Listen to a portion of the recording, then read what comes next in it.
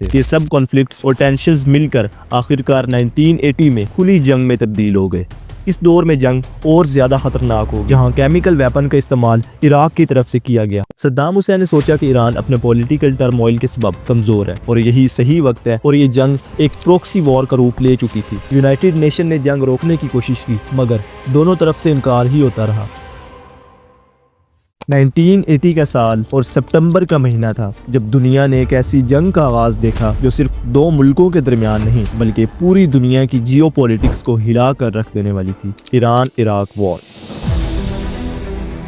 ये जंग जो लगभग 8 साल तक चली, ना सिर्फ लाखों जिंदगियां ले गई बल्कि पूरे रीजन की इकोनॉमी और पॉलिटिक्स को भी तबाह कर गई।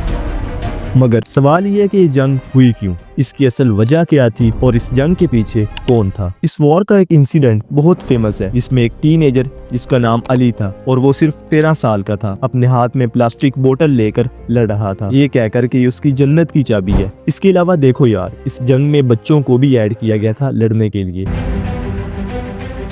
आज के एपिसोड में हम आपको दिखाएंगे कि ये जंग कैसे शुरू हुई, क्या वजह इस जंग को फ्यूल करती रहीं और इसके क्या नतीजे निकले। हम एक्सप्लोर करेंगे उन लीडर्स के फैसले जो इस जंग के असल मास्टरमाइंड थे और उन गाफिल मुल्कों के इंटरेस्ट जो इस जंग को खत्म होने नहीं देना चाहते थे। तैयार हो जाइए एक ऐसी कहानी के लिए जो न सिर्फ हिस्ट्री है बल्कि ह्यूमैनिटी के लिए एक सबक भी।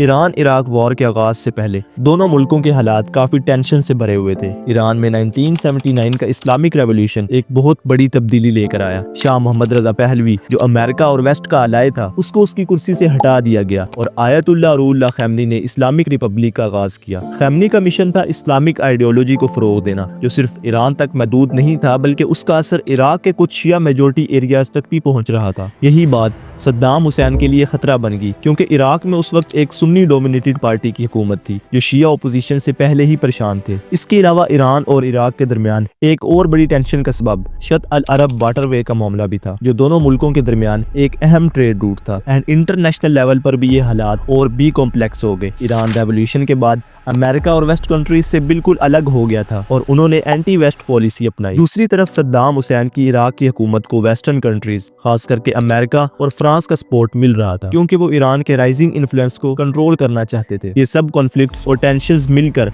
आखिरकार 1980 में खुली जंग में तब्दील हो गए।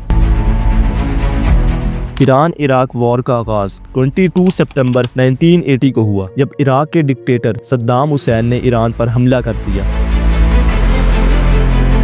सद्दाम हुसैन का कहना था कि वो ईरान की शत अल अरब वाटरवे और बॉर्डर्स डिस्प्यूट करने का मसला हल करना चाहते हैं, लेकिन असल वजह कुछ और ही थी। सद्दाम हुसैन ने सोचा कि ईरान अपने पॉलिटिकल टर्मोइल के सबब कमजोर है और यही सही वक्त है अपनी पावर और रिसोर्सेज को एक्सपेंड करने का। जंग के शुरुआती महीनों में इराक ने ईरान के ऑयल रिच खुजिस्तान प्रोविंस पर हमला किया और उम्मीद की कि वो जल्दी जीत जाए। इराकी फोर्सेज ने ग्राउंड अटैक्स के जरिए ईरान के अंदर तक घुसने की कोशिश की, मगर ईरान ने अनएक्सपेक्टेड रेजिस्टेंस दिखाई। ईरानी फोर्सेज जो शुरू में ऑर्गेनाइज्ड थी, लेकिन उन्होंने ह्यूमन वेव अटैक्स के जरिए इराक की एडवांसमेंट को रोक दिया और सद्दाम हुसैन की स्ट्रेटजी बहुत जल्दी फेल हो गई। और उस वक्त के बाद ईरान ने काउंटर अटैक्स का सिलसिला भी शुरू कर दिया। 1982 तक ईरान अपनी फोर्सेस को रिकॉग्नाइज कर चुका था। रेवोल्यूशनरी गार्ड्स और वॉलंटियर्स ने बैटलफील्ड पर इराक को पीछे धकेल दिया। इस वक्त ईरान ने बसरा, इराक के एक और स्ट्रेटेजिक सिटी पर कब्जा करने की कोशिश की, मगर उन्हें कामयाबी बिल्कुल भी नहीं मिली। इस दौर में जंग और ज्यादा खतरनाक हो, जहां केमिकल वेपन का इस्तेमाल इराक की तरफ से किया गया और दूसरी तरफ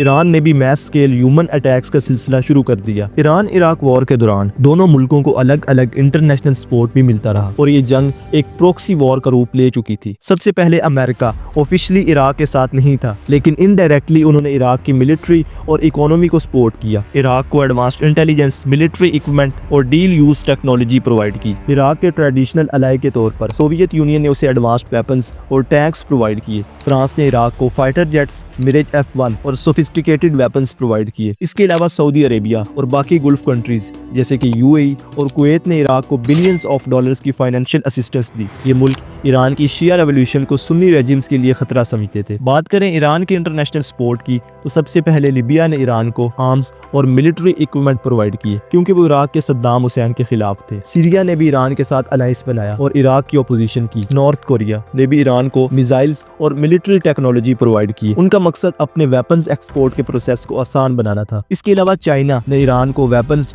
और मिलिट्री टेक्नोलॉजी प्रोवाइड की, लेकिन वो दोनों तरफ ईरान और इराक को आर्म्स बेचकर अपना इकोनॉमिक फायदा भी उठा रहा था। ये जंग सिर्फ एक रीजनल कॉन्फ्लिक्ट नहीं थी, बल्कि एक ग्लोबल पावर स्ट्रगल भी बन गई थी। 1984 के बाद ये जंग एक स्टेलमेट में तब्दील हो गई। दोनों तरफ की फोर्सेस एक दूसरे को इफेक्टिवली डिफीट नहीं कर पा रही थी। वेपन्स और रिसोर्सेज भी खत्म होना शुरू हो गए थे। इस वक्त इराक ने ईरान के ऑयल ट्रेड को डैमेज करने के लिए पर्शियन गुल्फ में कई बार अटैक्स करना शुरू कर दिए और गुल्फ रीजन और ज्यादा अनस्टेबल हो गया था। इस वक्त भी ईरान को कुछ मिलिट्री सपोर्ट लीबिया और सीरिया से मिलता रहा और इस वक्त इराक को भी अमेरिका, फ्रांस और सऊदी अरेबिया से फाइनेंशियल सपोर्ट मिलती रही। 1986 में ईरान ने फॉ पेनिनसुला पर कब्जा करके इराक के लिए एक बहुत बड़ी मुश्किल भी पैदा कर दी थी। ये जगह काफी स्ट्रेटेजिक इंपोर्टेंस रखती थी, लेकिन इराक ने केमिकल वेपन्स और मॉडर्न मिलिट्री टैक्टिक्स का इस्तेमाल करते हुए इसका जवाब भी दिया। सद्दाम हुसैन ने अपनी ओपोजिशन को दबाने के लिए कुर्दों के खिलाफ भी केमिकल अटैक्स किए, जो हाला बजा मसाकरे कहलाता है। दूसरी तरफ ईरान ने भी अपनी ह्यूमन वेव स्ट्रेटजी से कई बार कोशिश की, लेकिन कोई बड़ी कामयाबी हासिल नहीं कर पाए।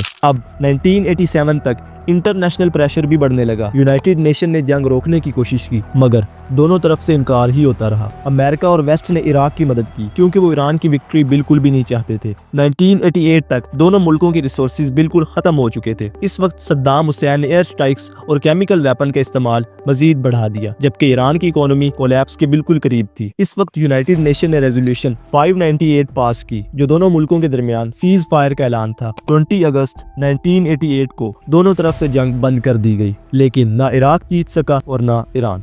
ईरान इराक वॉर 8 साल तक चली, जो 20वीं सेंचुरी की सबसे लंबी और कंट्रोवर्शियल वॉर थी, और लगभग 1 मिलियन लोग इस जंग में अपनी जान से गए, जो दोनों मुल्कों की मिलिट्री और सिविलियन पॉपुलेशन को अफेक्ट करता है। ईरान इराक वॉर ने दोनों मुल्कों की इकोनॉमीज को बहुत बड़े नुकसान से दो चार किया। ईरान की इकोनॉमी इस जंग से सबसे ज्यादा मुतासिर हुई। ईरान की ऑयल इंडस्ट्री पहले ही गुल्फ रीजन में इंस्टेबिलिटी से अफेक्ट हो गई थी, और इस जंग ने इस नुकसान को और बढ़ा दिया। इराकी एयर स्ट्राइक्स ने ईरानियन ऑयल फील्ड्स को टारगेट किया, जिसके नतीजे में ऑयल प्रोडक्शन में काफी कमी आई थी। इसके अलावा सैंक्शंस और इंटरनेशनल ट्रेड पर पाबंदियां लगने के बाद ईरान को फाइनेंशियल प्रॉब्लम का बहुत ही ज्यादा सामना करना पड़ा। इराक भी इकोनॉमिक लॉसेस का शिकार था, लेकिन उसे इंटरनेशनल सपोर्ट मिल रहा था, जिसकी वजह से उसकी इकोनॉमी एक हद तक संभल गई थी। जंग के दौरान दोनों मुल्कों का इंफ्रास्ट्रक्चर बहुत ज्यादा डैमेज हुआ, खासकर सिटीज, फैक्ट्रीज और ट्रांसपोर्टेशन नेटवर्क्स। एग्रीकल्चर और इंडस्ट्रियल प्रोडक्शन भी काफी डाउन हुई और लॉन्ग टर्म इकोनॉमिक रिकवरी में काफी वक्त लगा। ईरान इराक वॉर एक ऐसी जंग थी जो आज भी मॉडर्न हिस्ट्री में बहुत बड़े नुकसान के लिए याद रखी जाती है। इन इवेंट्स को समझना हमें ये याद दिलाता है कि जंग का कीमती नुकसान क्या होता है और दुनिया में अमन और डिप्लोमेसी की कितनी जरूरत है। सब्सक्राइब।